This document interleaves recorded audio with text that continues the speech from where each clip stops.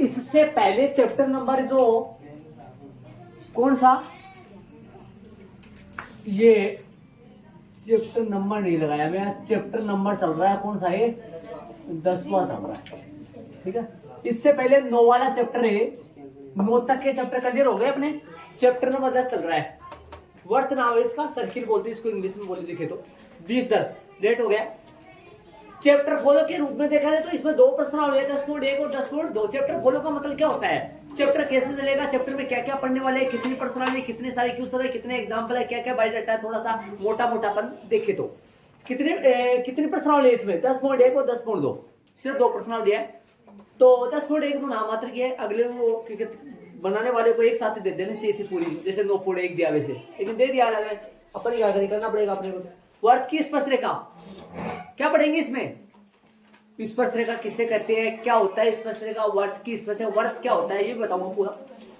एक बिंदु से एक वर्त पर खींची गई स्पर्श रेखाओं की संख्या, इसमें क्या पढ़ेंगे अपन, एक बिंदु से एक वर्त पर, एक बिंदु से एक वर्त पर खींची गई स्पर्श रेखाओं की संख्या, थोड़ा सा दिमाग लगाओ, एक बिंदु से एक वर्त पर खींची गई स्पर्श रेखाओं की संख्या, समझ गए आप। वैसे तो देखा जाए तो अपन ध्यान रहे वैसे पढ़ेंगे 10.2 में, मैंने बता दिया। अब देखो इसमें क्वेश्चन देख लो, कितने कितने क्या क्वेश्चन है बोलो।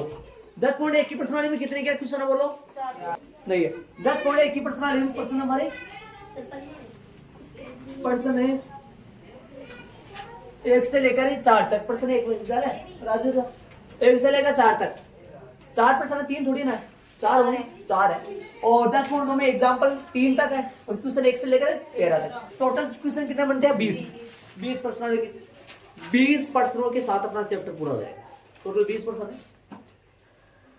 ये जो प्रश्न है ये देखो, ये वाले एग्जाम में क्वेश्चन यहाँ से आता है, खंड 6 में प्रश्न आता है 2-3 नंबर का करीबन, यहाँ से प्रश्न आता है, यहाँ से, इनमें से, इनमें नहीं आता, इनमें छोटा क्वेश्चन पड़ता है 1 नंबर का, है ना। तो लगभग ये वाले आप आज हो जाएगी आपके। एक परमे है इसमें, 2 परमे और है, परमे नहीं लिखा मैंने, परमे कितने है इसमें, परमे भी है, परमे 2 है इसमें, लिखा नहीं मैंने, हाँ परमे कितनी है इसमें, परमे 2 है, 2 परमे इसमें, 2 परमे कितनी है 2, तो यहाँ परमे वो लगा लो, परमे कितनी है इसमें 2, परमे है इसमें 2, देखो समझ गए, 2 परमे हो गए, 17 हो गए, जो भी कुछ है वो हो गए आपकी समझ, ठीक है। तो अपन स्टार्ट करेंगे प्रश्नावली 10.1 का परिचय।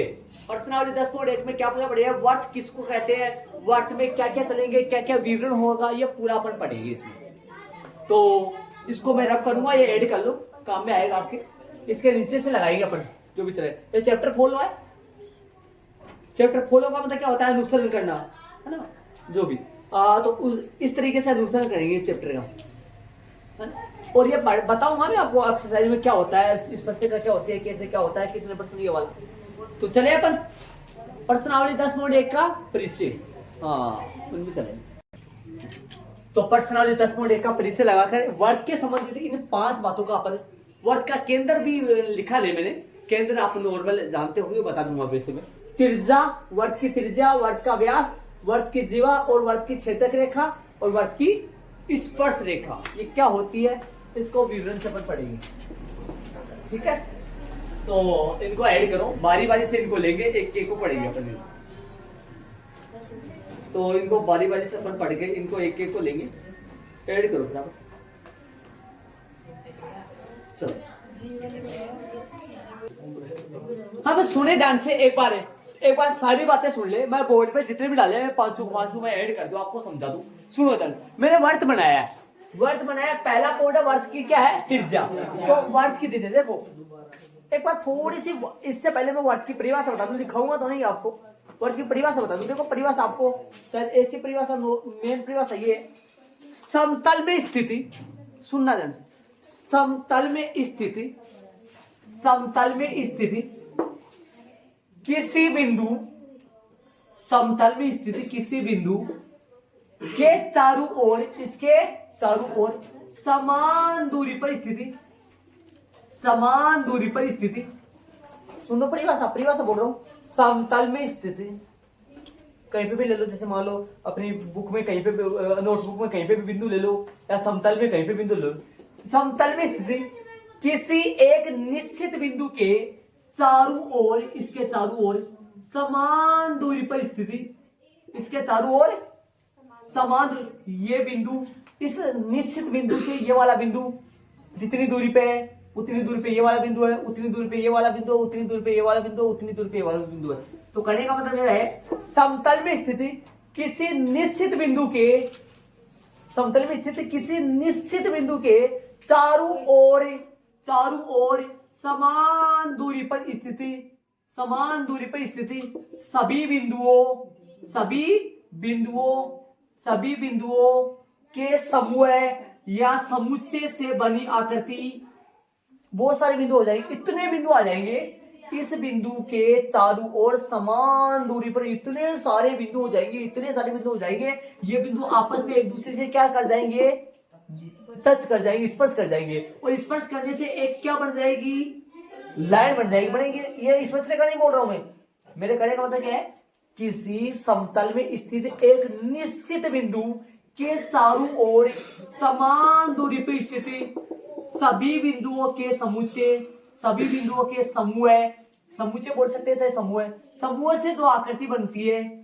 ऐसे बताओ, ये समतल में एक निश्चित बिंदु कौन सा है, ओ के चारों ओर समान दूरी पर स्थिति, कितने बिंदु ले लिए मैंने, बहुत सारे बिंदु ले लिए, इतने बिंदु ले लिए, उनके बीच में वो आपस में टच हो गए, और टच होने के कारण से एक किसका निर्माण हो गया, एक लाइन का निर्माण हो गया, और इस तरीके से बनी आकृति को क्या कहते हैं, वृत्त कहते हैं। मैं परिभाषा लिखाऊंगे तो वृत्त की परिभाषा एग्जाम में शायद मुझसे पूछा है ना, और यदि आप लिखना चाहो तो मैं लिख दूंगा अभी, इसके बाद में थोड़ा सा यहाँ लिख दूंगा। क्या बोला मैंने, समतल में किसी एक निश्चित बिंदु, रटना मत, आपको भी समझ आ जाएगा, याद हो जाएगा। समतल में स्थित किसी एक निश्चित बिंदु के चारों ओर, इसके चारों ओर समान दूरी पर स्थिति, जितनी दूरी पे ये उतनी दूरी पे ये, उतनी दूरी पे स्थिति, समान दूरी पर स्थिति सभी बिंदुओं के समूह से बनी आकृति को ही वृत्त कहते हैं। परिभाषा रटवाई नहीं है मैंने, समझ लो, वापस बोलूं। समतल में स्थिति किसी एक निश्चित बिंदु के चारों ओर समान दूरी पर स्थिति सभी बिंदुओं के समूह से बनी आकृति को वृत्त कहते हैं। यह परिभाषा मैं लिख देता हूं। इसी तरीके से कैसे बताओ, ये कितने बिंदु, इस बिंदु के ये दूरी कितनी है, मान लो ये दूरी 3 सेमी है, और ये दोनों बिंदुओं के बीच की दूरी कितनी सेमी है, और 3 सेमी पर ऐसे ही कितने बिंदु लिए गए हैं, बहुत सारे, और इतने बिंदु ले लिए ताकि वो आपस में स्पर्श हो गए, और किसका निर्माण कर लिया, एक रेखा का निर्माण, और रेखा ही क्या बनी, वो क्या किसका निर्माण कर दिया, एक वृत्त। समतल में स्थिति किसी एक निश्चित बिंदु के चारों ओर समान दूरी पर स्थिति बिंदुओं के समूह से बनी आकृति को वृत्त कहते हैं। देख लो परिभाषा है ना, वृत्त की परिभाषा मैं यहाँ लिख देता हूँ, इसको जस्ट ठीक सामने आपके पास लाइन पड़ी होगी, यहाँ लिख देता हूँ मैं, लिख रहा हूँ मैं लाइन, ये लो मैंने परिभाषा लिख दी है। समतल में स्थिति किसी निश्चित बिंदु के चारों ओर, समतल में स्थिति किसी निश्चित बिंदु के चारों ओर समान दूरी पर स्थित सभी बिंदुओं के समूह से बनी आकृति को लगाऊंगा, बनी आकृति को वृत्त कहते हैं। सही बात, चले, ये क्या हुआ, ये जो निश्चित बिंदु है ये क्या कहलाएगा, वृत्त का क्या कहलाएगा ये, और ये चारों ओर की जो समान दूरी है वो दूरी क्या कहलाएगी, त्रिज्या, वृत्त की क्या कहलाएगी। और प्रकार से अपन वृत्त बनाते हैं, तो प्रकार को जितना खोलते हैं वो क्या होती है, वृत्त की त्रिज्या होती है ना। और देखो सुनो, अब ऐसी लाइन देखो,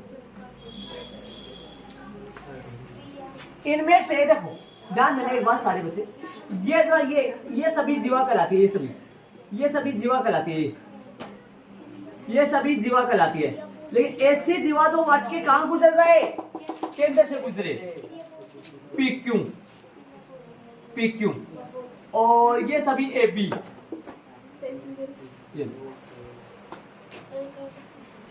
देखो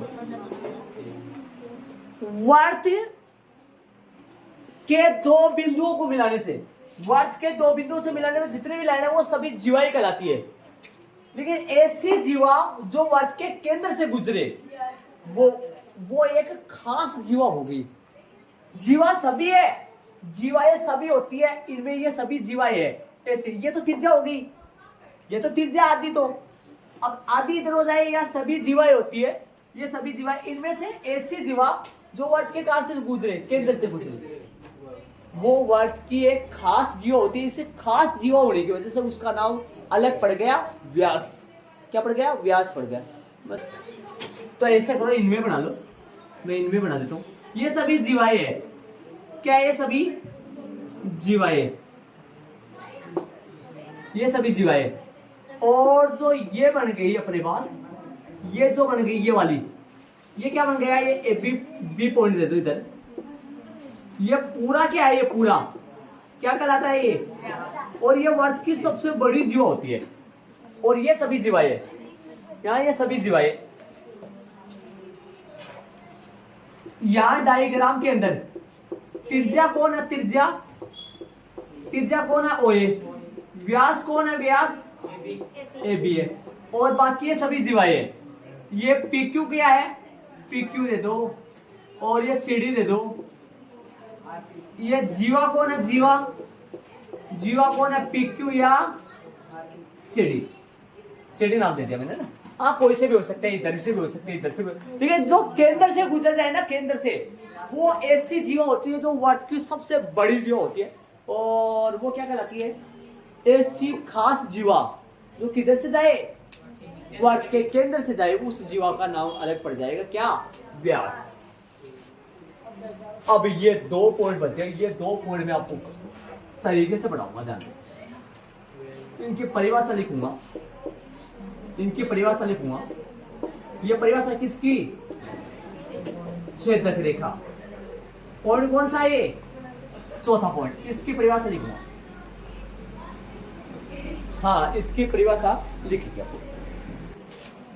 तो मैंने छेदक रेखा की परिभाषा लिखी है, ऐसी रेखा जो वर्त को 2 बिंदुओं पर काटती है, और वर्त को 2 बिंदुओं पर काटकर वर्त को 2 भागों में अलग अलग कर देती है, टुकड़े अलग अलग कर देती है। ये RX टुकड़ा अलग हो गया, नीचे वाला। देखो, जीवा भी दो बिंदुओं पर है, जीवा सिर्फ 2 बिंदुओं को स्पर्श कर रही है। लेकिन जीवा और छेदक रेखा में क्या फर्क है, वो सुनो सारे बच्चे। एक बार बोर्ड पे देखो, PQ और RS में क्या फर्क हुआ? देखो, RS एक छेदक रेखा है, PQ एक जीवा है। क्या फर्क हुआ? छेदक रेखा आर पार हो जाती है, बल्कि जीवा आर पार नहीं होती है, अंदर ही रह जाती है। समझ रहे हो मेरी बात? सुना, छेदक रेखा क्या हो जाती है? पूरे वर्त को काट देती है। वैसे छेदक रेखा भी वर्त को 2 बिंदुओं पर ही काटती है, जीवा भी वर्त को 2 बिंदुओं पर ही काटती है। लेकिन थोड़ा सा ये फर्क है, छेदक जीवा बाहर नहीं निकलती है, और छेदक रेखा क्या हो जाती है? आर पार हो जाती है। तो ऐसी रेखा जो वर्त को 2 बिंदुओं पर काटती है, छेदक रेखा कहलाती है। और इस डायग्राम की बात करें तो छेदक रेखा कौन सी है? ये सभी जीवाएं है, ये भी जीवा, ये भी एक जीवा है, लेकिन ये वर्त के, इसका अनोखा काम हो गया, एक अनोखा काम। ऐसी जीवा जो वर्त के केंद्र से होकर जाए, वो वर्त के क्या कहलाती है? व्यास। तो यहाँ छेदक रेखा लिखेंगे तो क्या आएगा? यहाँ छेदक रेखा जो आएगा वो कौन आएगा? RS आएगा भाई। एक लास्ट परिभाषा बची है, किसका? या RS छेदक रेखा है, छेदक रेखा। एक परिभाषा 5वीं बची है, जिसको 5 नंबर लगा के लिखूंगा। क्या बची है? दिखाई दे रहा होगा आपको। कौन सी है? वर्त, या वैसे लिख दो, वर्त की लगा के लिख लो। वर्त की कौन सी? स्पर्श रेखा, वर्त की स्पर्श रेखा। अरे ये किधर से भी काट सकते हैं, ऐसे मत बोलना, इधर से काट देना, ऐसे ऐसे किधर से भी काट सकते हैं, ऐसे ऐसे जरूर नहीं, ऐसे जाए। ऐसी रेखा जो वर्त के एक बिंदु पर स्पर्श करती हुई गुजरे, कौन सी रेखा होती है? स्पर्श रेखा। हाँ भाई, मैंने परिभाषा लिखी है, ऐसी रेखा जो वर्त को केवल एक बिंदु पर स्पर्श करती है। ऐसी रेखा जो वर्त को केवल एक बिंदु पर स्पर्श करती है, वर्त की स्पर्श रेखा कहलाती है। इस बिंदु को क्या कहते हैं? स्पर्श बिंदु। बोर्ड पे ध्यान दे, स्पर्श रेखा खींच रहा हूं मैं। ये वाली जो लाइन है, ये वर्त को कितने बिंदुओं पर है? वर्त को एक बिंदु पर स्पर्श करिए। ये वाली लाइन है, ये वर्त को एक बिंदु पर स्पर्श करिए। ध्यान दो, ये वाली ऐसी रेखा जो वर्त को केवल एक बिंदु पर स्पर्श करती है। ऐसी रेखा मतलब इस तरीके की रेखा जो वर्त को केवल एक बिंदु पर स्पर्श करती है, इस वर्त की स्पर्श रेखा कहलाती है। इस बिंदु को क्या कहते हैं? ये रहा वो बिंदु, ये रहा ऐसा बिंदु जिस पर वह रेखा वर्त को छूते हुए या स्पर्श करते हुए जा रही है, उस बिंदु को स्पर्श बिंदु या टच पॉइंट कहते हैं इंग्लिश में बोले तो, है ना? स्पर्श रेखा की इस बिंदु को, ये वाला बिंदु, ये बिंदु हो गया स्पर्श बिंदु। और यहां पर वो लगा लो, एक लाइन यहां पर लगाओ। स्पर्श रेखा कौन सी है इस चित्र में? स्पर्श रेखा कौन सी का नाम, क्या नाम दो इसको? CDEF दे दूं? इसका नाम दे दिया मैंने EF। स्पर्श रेखा कौन सी है यहाँ? EF। ये है EF। और ये बिंदु जो है ना, ये बिंदु, इस बिंदु का नाम दे सकते हो, चाहे इस बिंदु का नाम दे दो EFG दे दो। इस बिंदु का नाम, ये G पॉइंट क्या है? स्पर्श बिंदु कौन सा है यहाँ? स्पर्श बिंदु जो है वो कौन सा है? G है। देखो, स्पर्श बिंदु G है। इन बातों को मैं फिर से दोहराऊंगा अच्छी तरीके से, यहां तक पूरा ऐड कर लेना। आगे चलेंगे, परिमेय में चलेंगे। अब मैं इनको बारी बारी से एक एक पॉइंट को समझाऊंगा। पहले सुन लेना, रिपीट करवा रहा हूं मैं, ध्यान से सुन लेना, यही रिपीट हो जाएगा आपकी। ध्यान रहे, वर्त देखो, किसी आप मत बोलना, आप मन में दोहराए बातों को, आप मन में बोले, मैं बोल रहा हूं यहां से। वर्त किसे कहते हैं? हो जाए परिभाषा, कभी आ जाए, मान लो अच्छी परिभाषा है। छोटे बच्चों की परिभाषा नहीं, बड़े बच्चों की परिभाषा है। परिभाषा में दो होती है, 5 तक की अलग परिभाषा कहलाती है। देखो, परिमेय संख्या ऐसी संख्या जिनको P बटा Q के रूप में व्यक्त कर सकते हैं। परिमेय संख्या 8वीं क्लास तक चलेगी ये परिभाषा। ऐसी संख्या जिनको P बटा Q के रूप में व्यक्त कर सकते हैं, कौन सी संख्या कहलाती है? परिमेय संख्या। ये परिभाषा सिर्फ 8वीं क्लास तक ही मान्य है। परिमेय संख्या की अलग परिभाषा 9th और 10th और 12th के लिए परिमेय संख्या की अलग परिभाषा है। तो छोटी क्लासों के लिए छोटी है, लैंग्वेज में फर्क होता है। तो वर्त समतल में स्थिति, इसको रखना मत, देखो वहां पे मत देखना।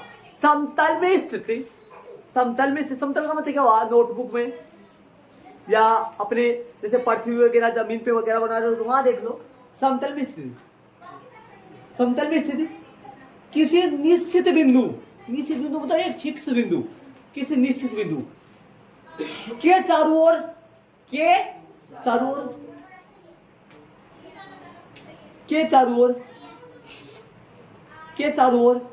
किसी समतल में स्थित किसी निश्चित बिंदु के चारों ओर समान दूरी पर स्थित सभी बिंदुओं के समूह से बनी आकृति को ही वर्त कहते हैं। अब शायद आराम से परिभाषा याद हो गई होगी। नहीं एक बार दोहरा लो, फर्क याद हो जाएगी। कन्फर्म बोल रहा हूँ, आराम से याद हो जाएगी, रटने की जरूरत नहीं है। ठीक है, आगे चलेंगे। वर्त के मेन पॉइंट आपने छोटी क्लास में यहाँ तक पढ़ लिए थे। मेन पॉइंट ये छोटी क्लास में पढ़ लिया था। वर्त की केंद्र हो रहा था इसमें। वो जो निश्चित बिंदु है ना, निश्चित बिंदु, वो वर्त का क्या कहलाता है? केंद्र। और वो जो समान दूरी लिया अपन, समान दूरी, वो वर्त की क्या कहलाती है? त्रिज्या। ठीक है। वर्त के ऊपर कितने बिंदु, कोई पूछ रहे वर्त के ऊपर कितने बिंदु, वर्त कितने बिंदुओं से बना होता है? अनंत बिंदुओं से बना होता है वर्त। वर्त कितने बिंदुओं से बना होता है? अनंत बिंदुओं से। वर्त कोई गिनती नहीं है, इतने बिंदु से बन गया है। इतने बिंदु के लास्ट में इतने बिंदु हो गए, इतने बिंदु हो गए, इतने बिंदु हो गए, वो आपस में क्या हो गए? टच हो गए। टच होते एक लाइन का निर्माण कर लिया और वो लाइन ही वर्त की परिधि कहलाती है। ये लाइन है, ये लाइन को वर्त की क्या कहते हैं? परिधि बोलते हैं इसको, परिधि। ये जो लाइन होती है ना गोल गोल लाइन, इसको वर्त की परिधि बोलते हैं। जो अपन चैप्टर नंबर 11-12 आया उसमें पढ़ेंगे अपन, है ना, जान परिधि के बारे में। ठीक है, केंद्र, ये बिंदु क्या हुआ? केंद्र है। और ये क्या हुआ? त्रिज्या।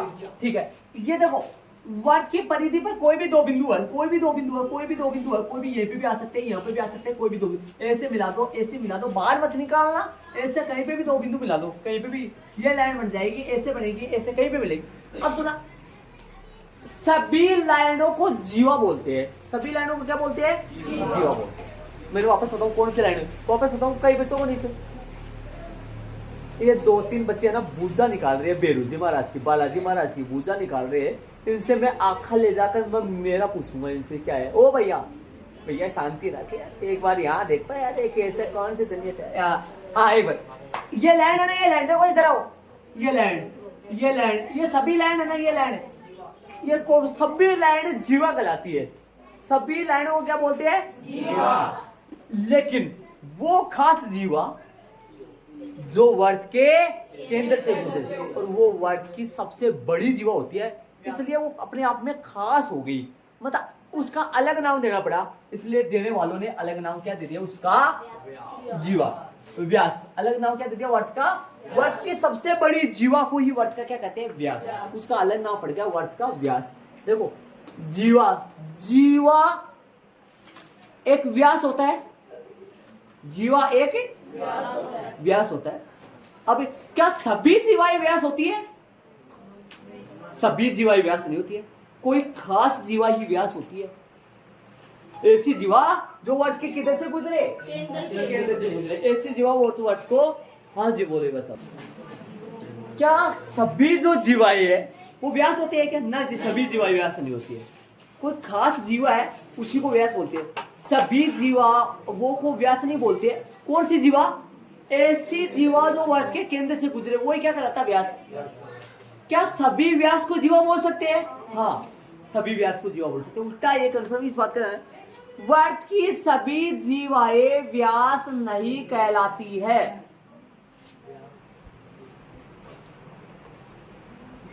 वर्त की सभी जीवाओं को अपन व्यास नहीं बोल सकते।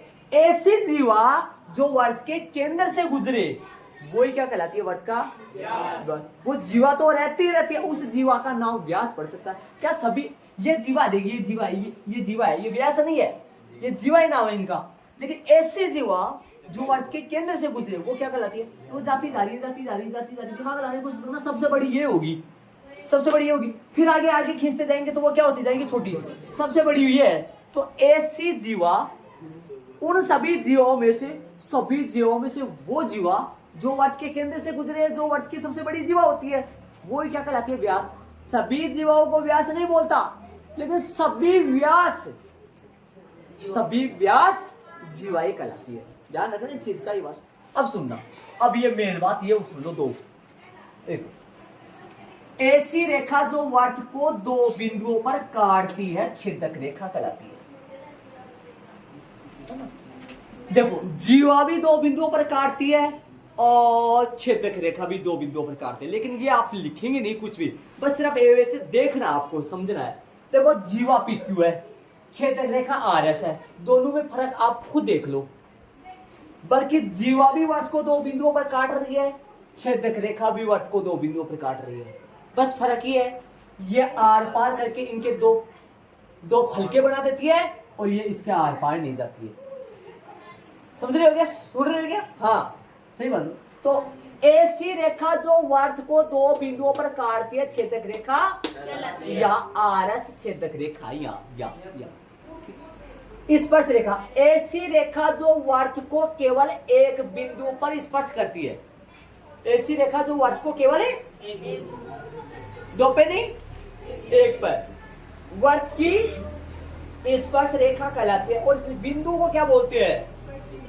देखो आरएस में और ईएफ में फर्क देख लो, खुद पता लग जाएगा आपको। ऐसी रेखा जो वर्त को दो बिंदुओं पर काटती है वो छेदक रेखा कहलाती है, और ऐसी रेखा जो वर्त के एक बिंदु पर स्पर्श करती है, काटती मत बोलना शब्द थोड़ा सा, स्पर्श करती है, छूते हुए निकले, बारीक स्पर्श करते हुए निकले, टच करते हुए, है ना, तो इसको स्पर्श रेखा बोलते हैं। इस बिंदु को स्पर्श बिंदु। और सुनो एक बात और, इस रेखा को इंग्लिश में टच लाइन बोलते हैं, इस बिंदु को टच पॉइंट बोलते हैं। हाँ, स्पर्श रेखा कौन है? एफ। स्पर्श बिंदु कौन है? जी। ठीक है, एक बात सुनना, इन स्पर्श रेखा और छेदक रेखा में क्या फर्क है? ऐसी रेखा जो वर्त को दो बिंदुओं पर काटती है वो तो छेदक रेखा कहलाती है, और ऐसी रेखा जो वर्त को एक बिंदु पर क्या करती है? स्पर्श करती है, वो स्पर्श रेखा कहलाती है। ये दो बिंदुओं पर काटती है वर्त को, और ये एक बिंदु पर काटती नहीं है, स्पर्श करती है। ऐसी रेखा जो वर्त को केवल एक बिंदु पर स्पर्श करती है वर्त की स्पर्श रेखा कहलाती है। ये दो पर काटती है, आर पार हो जाती है, और ये स्पर्श रेखा का, स्पर्श रेखा यही नहीं, एक बात बताऊं, छेद रेखा यही नहीं, इधर भी खींच सकते हैं, इधर भी खींच सकते हैं, ऐसे भी खींच सकते हैं, किधर भी खींच सकते हैं। और एक बात बता दूं, व्यास है ना, व्यास वो भी छेद रेखा बन जाएगा। ऐसे कोई ऐसे बोलेगा ऊपर से जाए तो वो किस जाए, ऐसे ऊपर से ऐसे वो किस जाए, वो भी छेदक रेखा है, वो भी क्या है? छेदक रेखा है। स्पर्श रेखा ऐसे खींचे मैंने, ऐसे भी जा सकती है, ऐसे भी जा सकती है, ऐसे भी जा सकती है, ऐसे भी जा सकती है, ऐसे भी जा सकती है। मतलब इस वर्त के ऊपर कितने बिंदु होते हैं?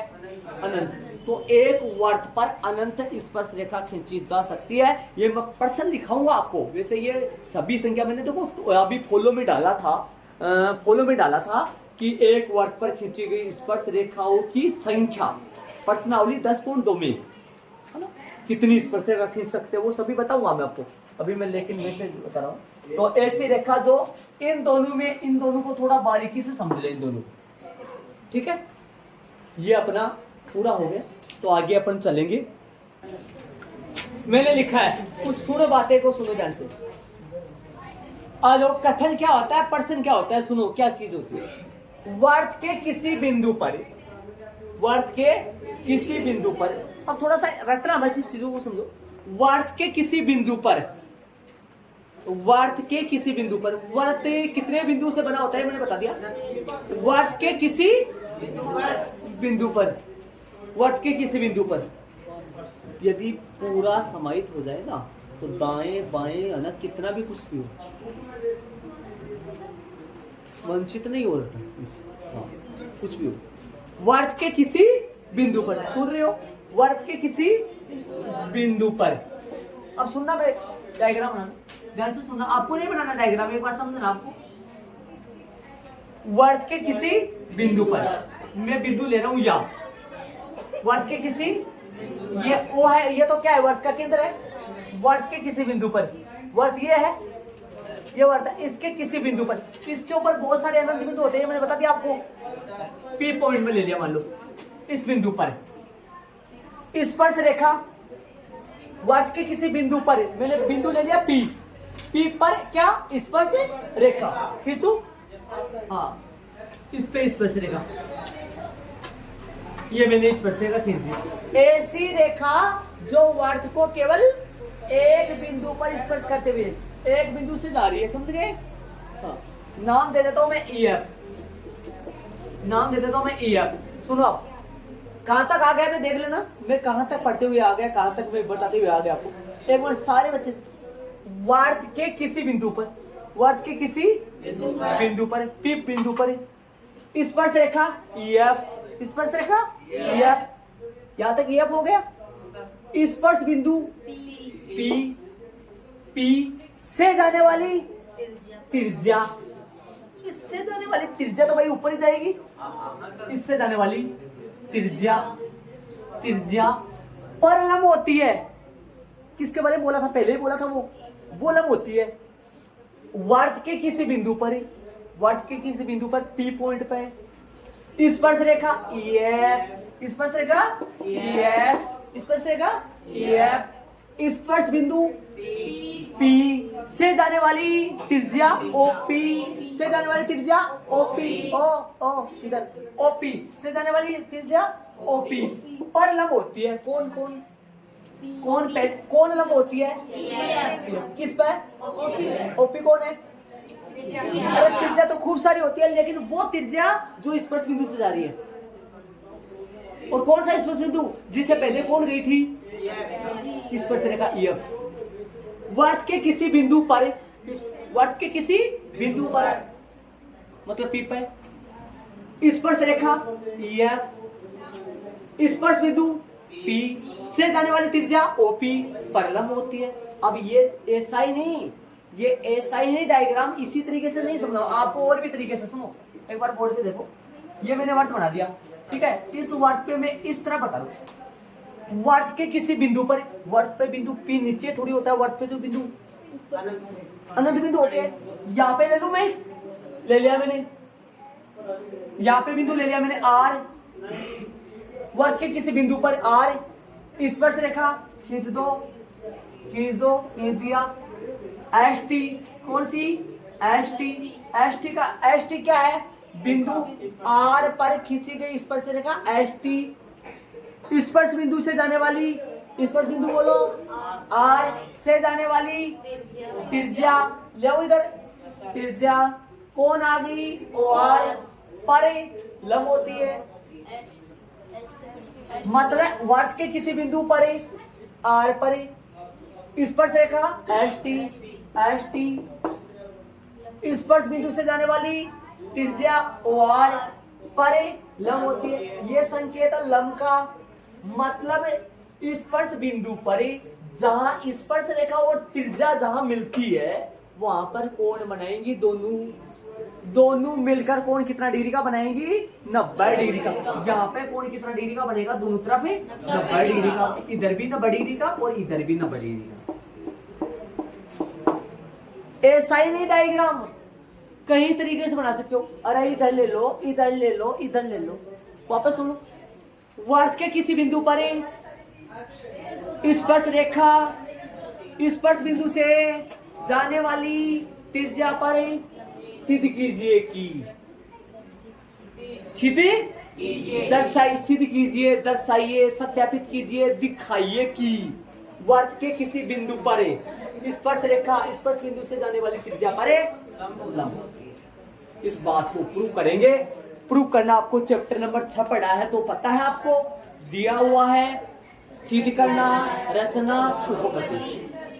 डायग्राम ये नहीं बनाने हैं। इसके नीचे क्या चालू होगा? इसके नीचे हल क्या चालू होगा? हल। 1% हो रहेगा इसका, 1% और लिख दूंगा इंग्लिश का, वो लिख देता हूँ ना।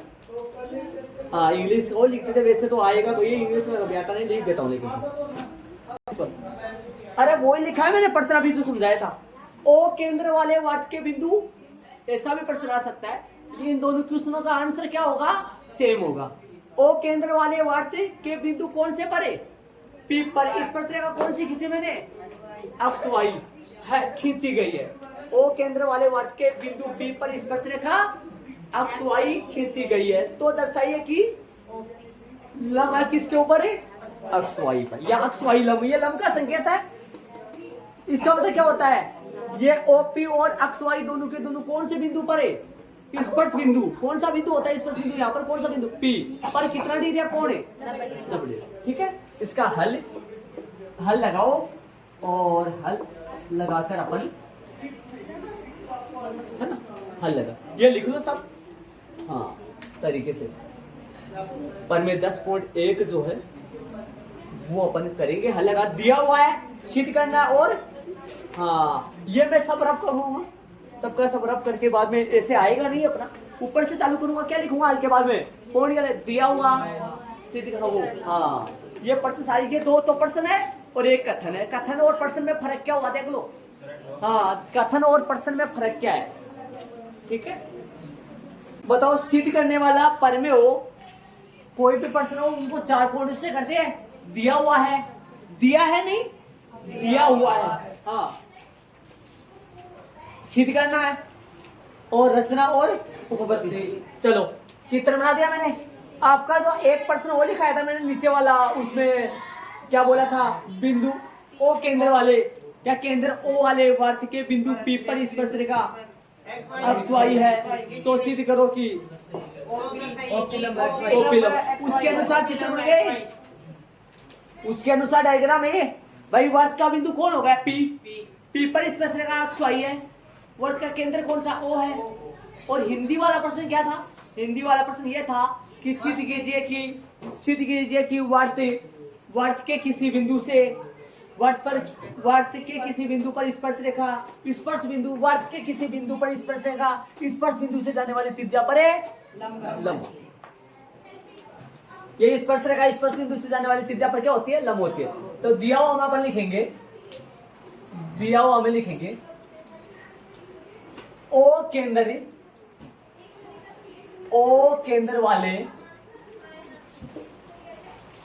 वाले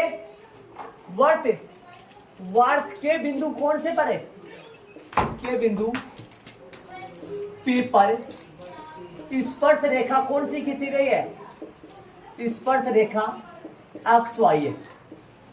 यह आएगा दिगाओं में, ओ केंद्र वाले वर्त के बिंदु पी पर स्पर्श रेखा कौन सी है, एक्स वाई है। सिद्ध करना, क्या लिखेंगे, सिद्ध करना है। क्या सिद्ध करना है जरा बताएंगे अपन, सिद्ध करना क्या लिखेंगे, सिद्ध करना क्या है, स्पर्श रेखा किस पर लंब हो, ओपी त्रिज्या पर लंब हो। स्पर्श रेखा लंब किस पे हो, तो लिख देंगे ओपी लंब किसके ऊपर है, एक्स वाई पर। ये सिद्ध करना है। रचना आएगा, रेड पेन से लिख दो, ओपी लंब एक्स वाई, ये लंब का संकेत है भाई एक्स वाई, ठीक है। और सिद्ध करना है, सिद्ध करना हो गया। रचना सुनो, रचना आप जानते हो, सिद्ध करने वाले को लाने के लिए दी हुई बातें कम पड़ जाए तो कुछ अपनी तरफ से किन्हीं लाइनों को मिलाए या कोई बिंदु ले या कोई लंब वगैरह डाले।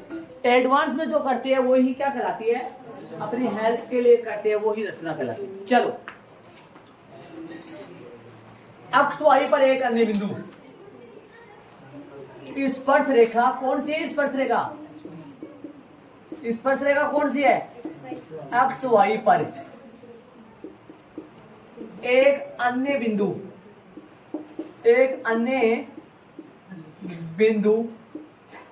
क्यों लिया, इसका अर्थ वो मतलब निकालना, आप क्यों लिया ये अर्थ निकालो। तीसरा अर्थ मत निकालना आप। स्पर्श रेखा एक्स वाई पर एक अन्य बिंदु क्यों लिया तथा ओ क्यू को मिलाया, इसको मिलाया, ये रचना होगा इसका, ओ क्यू को मिलाया। चलेंगे उपपत्ति में चलेंगे, उपपत्ति में चलेंगे। किसी वर्त या वर्त के किसी बिंदु पर, वर्त के किसी बिंदु पर, हाँ, वर्त के किसी बिंदु पर, ये वर्त है, वर्त के किसी बिंदु, इस पर ले लूं या इस पर ले लूं, इस पर ले लूं, हाँ कोई, वर्त के किसी बिंदु पर, कौन सा बिंदु, पी पर खींची गई कौन है, नाम क्या है, एक्स वाई। ये एक्स वाई स्पर्श बिंदु से जाने वाली त्रिज्या पर क्या होती है, पक्का लंब होती है। ये लाइन दिमाग को रख लो, कथन याद रखो, प्रश्न में यूज करेंगे। वर्त के किसी बिंदु पर खींची गई स्पर्श रेखा बोलते हो, चाहे वैसे स्पर्श रेखा बोल दो, वर्त के किसी बिंदु पर खींची गई स्पर्श रेखा स्पर्श बिंदु से जाने वाली त्रिज्या पर लंब होती है। ये कथन याद कर लो, सवालों में यूज करेंगे इस कथन को, सवालों में बहुत ज्यादा यूज होगा ये कथन। वर्त के किसी बिंदु पर, वर्त के किसी बिंदु पर खींची गई स्पर्श रेखा स्पर्श बिंदु से जाने वाली त्रिज्या पर अरे इधर ही नहीं भैया, इधर ही नहीं, ये लो खींच दिया मैंने, यह बिंदु जेड हो गया। वर्त के कौन से बिंदु पर खींच दिया मैंने स्पर्श रेखा, जेड पर स्पर्श रेखा का नाम क्या हो गया, चलो एक्स वाई हो गया। अरे वर्त के बिंदु कौन से पर, जेड पर, वर्त के बिंदु जेड पर स्पर्श रेखा कौन सी खींची, एक्स वाई। साबित क्या करना है, एक्स वाई स्पर्श बिंदु से जाने वाली त्रिज्या पर लंब है और जेड, ये प्रूव कर रहे हैं अपन। अब क्या कर रहे हैं ये? प्रूव कर रहे। प्रूव करने का मतलब क्या होता है? सिद्ध कर रहे हैं, सत्यापित कर रहे हैं, ला रहे हैं, अपन दर्शा रहे हैं, लाएंगे चीजें। कोई भी अर्थ बन सकता है। चले उपपत्ति में चलेंगे। 3 पॉइंट हो गए, उपपत्ति में आएंगे। सुनना, अब मेरी बात सुनना। बिंदु लेता हूं मैं, रचना का काम मैंने चित्र में नहीं किया है। रचना का काम मैंने चित्र में नहीं किया, जो मैं कर रहा हूं सुनो। स्पर्शरेखा एक्स वाई पर एक अन्य बिंदु क्यों लिया? सुनो, एक अन्य बिंदु क्यों लेंगे? एक अन्य शब्द क्यों यूज किया? पहली बात तो ये लिखे, क्योंकि पहले इस पे एक्स वाई पर देखे पर, तो एक्स वाई पर एक बिंदु तो पहले से है। अरे अन्य या बी शब्द यूज करते हैं, ये अन्य शब्द यूज करते हैं, ये क्या कहते हैं? इनका मतलब ये क्या भावना व्यक्त करते हैं? ये बी हुआ या अन्य हुआ, इसका मतलब क्या हुआ? पहले कोई और वहां था, ये तो बोलते हैं। तो अन्य का मतलब पहले वहां कोई और था। और देख लो आप, स्पर्शरेखा एक्स वाई पर पहले कोई और बिंदु था पहले से। कौन था? पी। इसलिए मैंने लिखा एक्स वाई पर एक अन्य बिंदु कौन सा लेंगे? क्यों ले? क्यों? अब मेरे को ये बताओ, आप ध्यान से सुनना सारे बच्चे। क्या ये जो एक्स वाई है, ये वर्त के 2 बिंदुओं को छूते हुए जा रही है, या सिर्फ और सिर्फ एक बिंदु को छूते हुए? कौन से को? पी को। तो कहने का मतलब, जो यदि मैं बारीक यहाँ पे भी बिंदु ले लूं या यहाँ पे भी बिंदु ले लूं, बारीक यहाँ पे बिंदु ले लूं मैं, वो बिंदु वर्त पर नहीं आएगा। अभी तो आपने बोला था, अभी तो वही तो बोला था मैंने, अभी मैंने बोला ये स्पर्श रेखा वर्त के कितने बिंदुओं को स्पर्श करती हुई जा रही है? स्पर्श रेखा वर्त के केवल एक बिंदुओं को स्पर्श करते हुए गुजर रही है। एक कोई ना, कौन से को? अभी यदि मैं वर्त का ऐसा बिंदु बताओ जो वर्त का भी हो और स्पर्श रेखा का भी हो, पी जो बिंदु है ना, वो वर्त और स्पर्श रेखा का उभयनिष्ठ बिंदु है। पी बिंदु वर्त का भी बिंदु है और स्पर्श रेखा का भी बिंदु है। क्यों? क्योंकि ये पी बिंदु वर्त पर भी स्थित है और स्पर्श रेखा का। तो वर्त, ये प्रश्न आपके आएगा, आपके 10.1 की प्रश्न आएगा। वर्त और स्पर्श रेखा के उभयनिष्ठ बिंदु को स्पर्श बिंदु कहते हैं। सुन लो, वर्त और स्पर्श रेखा के उभयनिष्ठ बिंदु को क्या कहते हैं? ऐसा बिंदु जो वर्त पर भी हो और स्पर्श रेखा, वो बिंदु क्या कहलाता है? स्पर्श बिंदु। ठीक है, तो ये बोलो, यदि स्पर्श रेखा पर दूसरा कोई भी बिंदु लूंगा, तो वो बिंदु क्या वर्त पर आएगा? कहाँ आएगा? वर्त के कहाँ आएगा? वर्त पे नहीं आएगा, तो वर्त के कहाँ आएगा? बाहर आएगा जी, बाहर आएगा। ये मैंने क्यों ले लिया? ये बिंदु कौन सा ले लिया मैंने? क्यों? इस तरह भी ले सकते। अरे क्यों यहाँ पर नहीं, इसके जस्ट पास में ले लो, वो भी वर्त पर नहीं आएगा। सिर्फ और सिर्फ एक पी बिंदु ऐसा है जो वर्त पर भी है और स्पर्श। तो अन्य कोई भी बिंदु लो, वो वर्त के बाहर ही आएगा। कहाँ आएगा? वर्त के बाहर ही आएगा। वर्त के कहाँ आएगा? मैंने बोला कोई भी बिंदु हो, वो वर्त के का स्पर्श रेखा पर कोई सा भी बिंदु ले लो, इस पीक के अलावा बाकी सारे बिंदु वर्त के बाहर आएंगे। अरे जस्ट पास में ले लो, बारीक पास में कहीं पे भी ले लो। पीक के अलावा मैं क्या कहना चाहता हूं, इस बात को समझो, मैं क्या कहना चाहता हूं, तभी आगे समझ आएगा। स्पर्श रेखा एक्स वाई पर बिंदु पी के अलावा सभी बिंदु वर्त के बाहर ही स्थित होंगे। बोलो सही बात है कि नहीं है? अरे साहब, आप ये बोल रहे हो कि ये स्पर्श रेखा वर्त के कौन से बिंदु से जा रही है? सिर्फ एक ही बिंदु से जा रही है ना? कौन से? तो बाकी सारे जो भी बिंदु आएंगे वो स्पर्श रेखा पर तो आएंगे, लेकिन कहाँ नहीं होंगे? वो वर्त पर नहीं होंगे। तो वर्त पर नहीं होंगे, तो वर्त के कहाँ आएंगे? वो बाहर आएंगे, नहीं आएंगे? जी, मैं ये करना चाहता हूं। तो वो स्टार्ट करेंगे आप, तो स्टार्ट उससे करेंगे। यहां बिंदु या स्पर्श रेखा एक बार मिलाया नहीं, कि काम नहीं किया कि मैंने पूरा? अच्छा, मिलाया नहीं किया, जैसे मिला लो। रचना का जो काम है वो टूटी हुई ये वाली डैश, ठीक है। टूटी हुई लाइन से डैश डैश से मिलाना है इसको। या स्पर्श रेखा एक्स वाई पर स्थित बिंदु कौन सा, क्यों, वर्त के कहां स्थित है, वर्त के बाहर स्थित है, वर्त के कहां बाहर स्थित, वर्त के बाहर स्थित होगा। बताओ ये बात सही है कि, अरे ये मत लिखो, सही स्पर्श रेखा एक्स वाई पर मत लिखो, सीधा लिख दो यह बिंदु क्यों वर्त के कहां स्थित होगा, बाहर स्थित होगा। वर्त के बाहर ही होगा ना, वर्त के कहां स्थित होगा, वर्त के बाहर ही स्थित होगा, पक्का बाहर स्थित होगा। अरे क्यों ही नहीं, एक्स वाई पर स्थित बाकी सभी बिंदु किसके अलावा, पी के अलावा कहां स्थित होंगे। या स्पर्श रेखा एक्स वाई पर स्थित बिंदु क्यों वर्त के कहां स्थित होंगे, वर्त के बाहर बिंदु क्यों, ये क्या नहीं आएगा ना, हाँ बिंदु क्यों वर्त के, बस। या स्पर्श रेखा एक्स वाई पर स्थित बिंदु क्यों वर्त के बाहर स्थित होगा। इसलिए यदि ये बाहर होगा ना, बाहर होगा ना, ये बाहर होगा, इसलिए ओपी है ना, ओपी छोटी होगी ओक्यू से। देखो सही बात है, ये क्यू बाहर है तो ओ क्यू है ना, ये ओपी है ना, ओपी ये छोटी होगी किससे, ओक्यू से, है छोटी होगी। और ये नहीं मैं अलग कंडीशन बना दूं, ये बिंदु पी है और ये बिंदु क्यू है और ये बिंदु क्या ओ है, ये ओपी है। इसके अलावा बाकी सारे बिंदु देखो, यहाँ ले लो, यहाँ कौन सा बिंदु ले लूं, पी क्यू आर एस, और लिया गया कौन सा क्यू।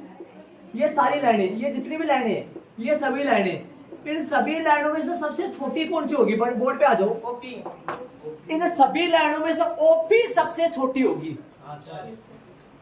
ओपी सबसे छोटी होगी। दिमाग लगा लो क्यों, कैसे बताओ, दिमाग लगा। ये टुकड़ा फालतू आ रहा है,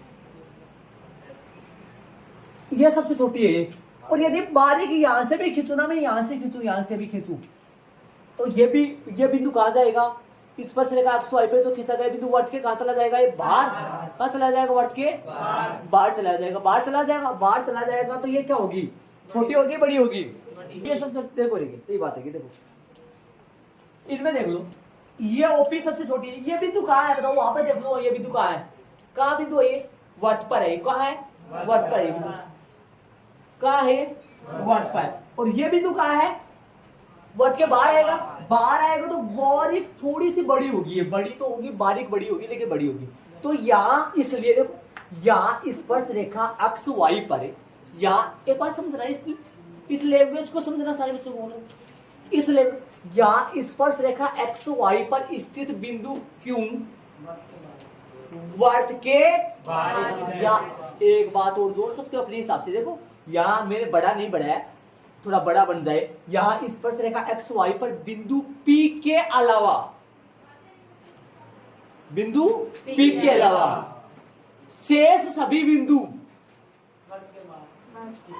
अर्थात क्यों वर्त के बाहर स्थित होगा, इसलिए बाहर होगा, इसलिए ओपी छोटा बड़ा भी लिखते थे, और बड़ा लिखोगे तो ओक्यू उधर लिख दोगे तो निशान बड़ा चला जाएगा उधर। हाँ ये बात समझ, ओपी सबसे छोटी होगी, क्यों भाई, क्योंकि अन्य कोई भी बिंदु दो वो वर्त के बाहर चला जाएगा, वो वर्त के बाहर चला गया तो बारीक बढ़ेगी नहीं, बढ़ जाएगी ना बारीक, कौन सी बढ़ जाएगी, ये वाली बढ़ेगी ना, ऐसे और ये यहाँ पर कोई स्पेस नहीं है, लेकिन यहाँ पर बारीक स्पेस आने की कारण से बढ़ जाएगी, ठीक है। अब बताओ मैं आपसे बोल दूं, वर्त के केंद्र O से स्पर्श रेखा एक्स वाई पर खींची गई सभी रेखाओं में से OP सबसे छोटी होगी, लिख सकता हूँ ये लाइन सबसे छोटी होगी, लिख सकता हूँ। और आपने 9th क्लास में एक लाइन समझा था, 9th क्लास में एक बात समझा था, यदि किसी रेखा, 9th क्लास में एक बात क्या समझी थी, यदि किसी रेखा पर किसी बिंदु से रेखाएं डाले, ऐसे बहुत सारी रेखाएं डाले, इन रेखाओं में से जो रेखाएं सबसे छोटी होती है ना, जो रेखा सबसे छोटी होती है, किसी बिंदु से किसी लाइन पर बहुत सारी रेखाएं डाले, उनमें से जो सबसे छोटी होती है ना, वो रेखा पथ की नीचे वाली रेखा पर लंब होती है। ये आपने छोटे क्लास में पढ़ा है, 9th क्लास में बात पढ़ी है ये छोटी वाली क्लास में। किसी बिंदु से किसी लाइन पर खींची गई सभी रेखाओं में से सबसे छोटी रेखा उस रेखा पर लंब होती है। सबसे छोटी साबित कर लेंगे अपन पहले। किसको साबित करेंगे? ओके, तो मैं ये लिखूंगा अभी, इसके बाद में क्या लिखने वाला हूं, इसलिए यहां केंद्र ओ से, यहां मतलब यहां इसमें केंद्र ओ से स्पर्श रेखा XY पर खींची गई सभी रेखाओं में से OP सबसे छोटी होगी। और हम जानते हैं कि किसी बिंदु से किसी रेखा पर खींची गई रेखाओं में से सबसे छोटा रेखाखंड उस पर क्या होता है? लंब होता है। अतः OP लंब XY HP वो तो बोल रहा हूं मैं, HP। ये बात लिखेंगे अपन, पहले बाहर, फिर बड़ा, फिर खींची गई सभी में से OP सबसे छोटी है, और हम जानते हैं सबसे छोटा तो क्या होता है? लंब। आता है OP लंब XY HP। मैं लिख दूं जरा, चलो मैंने लिख दिया ताकि टाइम वगैरह कम लगेगा। सुनो, समझा दूं मैं आपको। एक बार है ना, पूरा ही देख लेना, फिर से वापस सुन रहे हो? देखो, सुन, वापस सुन। दिया हुआ में वर्त पर एक बिंदु दिया हुआ है और उससे क्या खींची हुई? स्पर्श रेखा। वर्त का केंद्र दिया हुआ है, वर्त पर बिंदु दिया हुआ है और उस बिंदु से खींची गई स्पर्श रेखा दे रखी है। 3 बात दे रखी है। ओ केंद्र वाले वर्त पर, वर्त के बिंदु, ओ केंद्र वाले वर्त पर बिंदु कर दो, चाहे वर्त के बिंदु कर दो, वर्त के बिंदु P पर स्पर्श रेखा XY है। या ऐसे लिख दो, ओ केंद्र वाले वर्त के बिंदु P पर खींची गई स्पर्श रेखा XY है, या XY एक स्पर्श रेखा खींची गई है। या ऐसे लिख दो, केंद्र O वाले वर्त के बिंदु P पर XY एक स्पर्श रेखा खींची गई। मतलब इनको अपनी लैंग्वेज चेंज कर सकते हो अपने साथ, रटना मत इस चीज को आप, ठीक है? ये सिद्ध करना है OP लंब, और P बिंदु कौन है यहाँ? स्पर्श बिंदु, जो वर्त का और स्पर्श रेखा का उभयनिष्ठ बिंदु कहलाता है। रचना XY, इस स्पर्श रेखा XY पर, या ये स्पर्श रेखा ना लिखो तो इधर देखो, स्पर्श रेखा ना लिखो तो कोई गलती नहीं, सीधा लिख दो XY पर एक अन्य बिंदु। क्यों भाई, क्यों लिख रहे हैं यहाँ? ये इसलिए P आ गया तो P क्यों आ रहे से, P क्यों ले रहे हैं? O ऊपर आ गया तो OP क्यों, ऐसे। क्यों इसलिए ले रहा हूं क्योंकि P आ गया, P इसलिए ले रहा हूं कि इसका साथी पहले O आ गया, और O सदाबहार आता है किसमें? वर्त का केंद्र में, इसलिए। तथा वो क्यों को मिलाया? एक बार रचना गौर से देखना, रचना एक बार ध्यान से, सारे बच्चे रचना गौर से देखना, रचना, ताकि कहीं भी बात अभी दिमाग में बैठ जाए। पर एक अन्य बिंदु क्यों लिया तथा OP को मिलाया? O क्यों को मिलाया? चलो अब बात पकड़ लीजिए, अच्छी बात है। आ जाओ उपपत्ति। यहां मीन से इस चित्र में स्पर्श रेखा XY पर स्थित बिंदु क्यों, जो अपने रचना में लिए थे, वर्त के भाई। इस लाइन को आप कहना, एक बात बता दूं, 2-3 बच्चे तो है ना 2-3 बच्चे नहीं, 5-4 बच्चे को बोलो, वो अलग रट लेते लाइन को, वो देते यहाँ इस दूसरे का बिंदु क्यों, ऐसे मत रटा करो। अब इसको ऐसे समझा करो कि मैं क्या लिखा हूं, मैं ये लिखा हूं भाई इस स्पर्शरेखा एक्स वाई पर बिंदु P के अलावा शेष सभी बिंदु अर्थात बिंदु क्यों वर्त के, मेरे फुल लाइन बोल दिए, P के अलावा बाकी सारे बिंदु कहाँ होंगे वर्त के बाहर। इस लाइन को रखना या इतना याद ना रहना, यहाँ बिंदु क्यों वर्त के बाहर स्थित है, बस बन गया, एक नंबर भी नहीं कटेगा। यहाँ बिंदु क्यों वर्त के बस इतना लिखना है, अरे बस बाहर लिख रहा है, ऐसे ऐसे मत लिखना गुरुजी, बाहर लिखा है मैं बस सीधा बाहर लिख दो बस, और बाकी फूलों का बाहर वो अलग होता है, फूलों की कलियां बाहर एक कुछ आ जाओ तो उससे क्या बोले बच्चों, अब समझ रहे, अब कोई ऐसे बाहर लिखाएगा मेरे से नंबर मांगने लग जाएगा। बिंदु क्यों अर्थ के कहाँ स्थित है, बस इतना लिख देना है, ये पूरा न आ जाओ।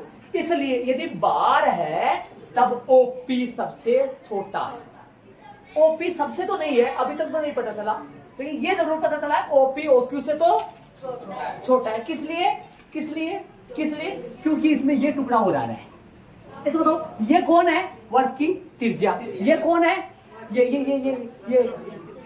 कितना शेष बच गया, ये टुकड़ा ज्यादा इसलिए बड़ा, हाँ 32। चले अब सुनो, अरे ये तो इन दोनों में हुआ छोटा बड़ा, ये कौन से बिंदु के लिए हुआ है, क्यों के लिए, और मैंने आपको ये बोला है P के अलावा जो भी बिंदु होंगे वो सारे वर्त के बाहर ही होंगे, इसका मतलब OP तो सबसे छोटा हो गया।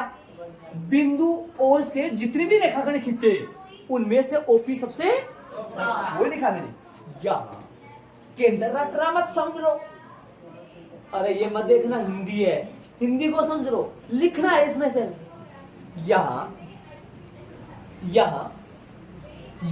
केंद्र O से, केंद्र O से, अरे वैसे तो बिंदु से बोलते हैं, लेकिन आप बिंदु का नाम केंद्र है फिर केंद्र बोल दिया, यहाँ केंद्र O से। एक बार ध्यान से सुनो, बहुत अच्छी बात, आ जाओ, यहाँ बिंदु, यहाँ केंद्र O से, इस स्पर्शरेखा एक्स वाई पर, स्पर्शरेखा एक्स वाई, केंद्र O से स्पर्शरेखा एक्स वाई पर खींची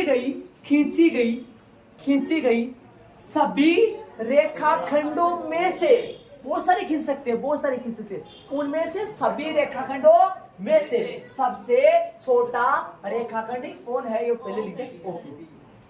सबको ये आराम से रट्टा नहीं होगा, बल्कि समझ में आ गई होगी ये लाइन, ये समझ में आ गई होगी यहाँ तक।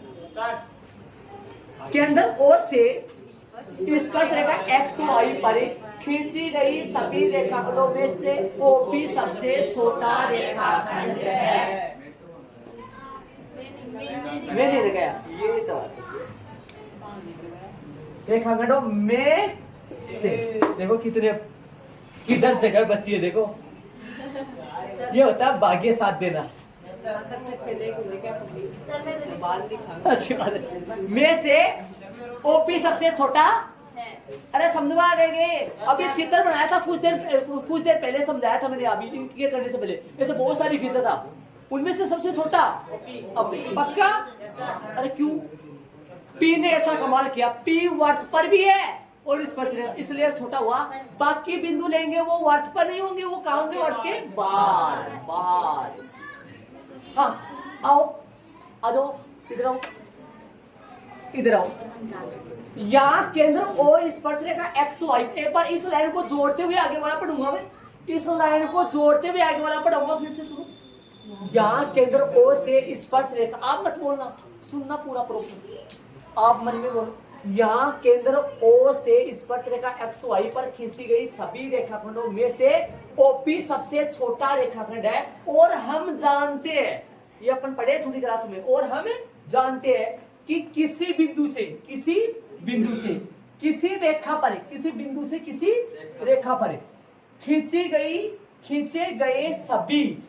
गए सभी रेखाखंडों में से सबसे छोटा रेखाखंड उस रेखा पर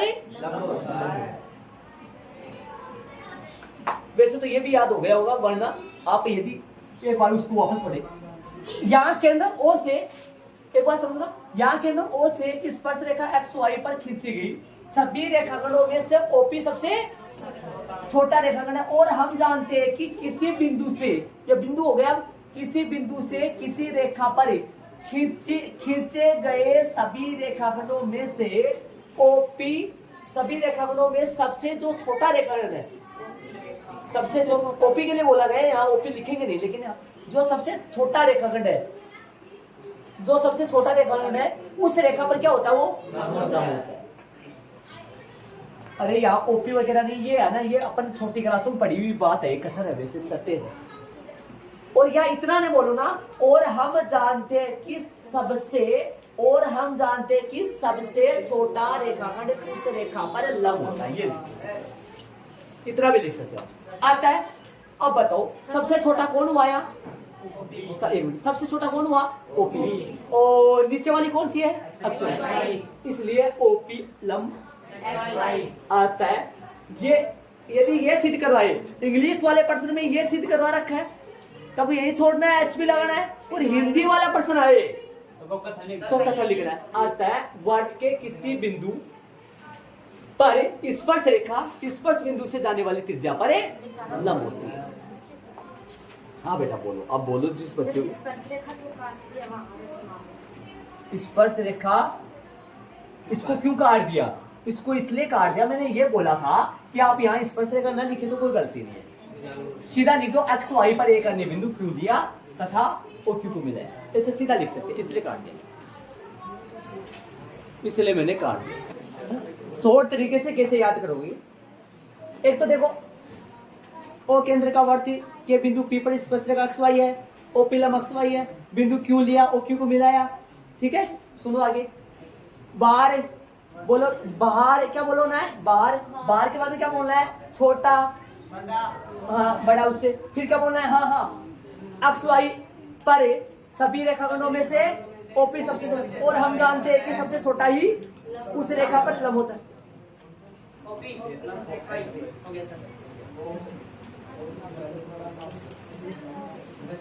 देख लो आराम से, प्रश्नावली है ना, प्रश्नावली 10.1 का बेसिक जो है ना वो कंप्लीट हो गया, 10.1 तक का कंप्लीट हो चुका है, बेसिक ही है, ये भी बेसिक में आती है पर में 10.1 तक का बेसिक कंप्लीट हो चुका है।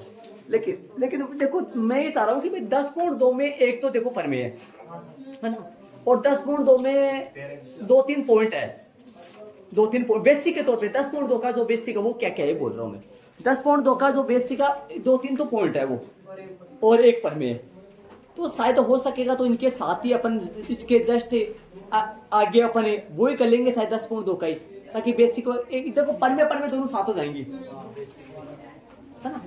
पर इस ये पर में कौन से 10.1 है, इसके जस्ट आगे में एक बार तो महत्वपूर्ण 4 प्रश्न ऐसे लिखाऊंगा जो बोर्ड के एग्जाम में 1 प्रश्न आता रहता है, उनमें से 4 प्रश्न लिखाऊंगा इसके आगे, है ना, और उन 4 प्रश्नों में से आगे उसके आगे पर में करेंगे अपन, तो जस्ट इसके आगे प्रश्नावली 10.1 नहीं करेंगे, वो 4 प्रश्न करेंगे महत्वपूर्ण और वो पर में करेंगे, फिर 10.1 करेंगे, ठीक है, इसके आगे वाली क्लास।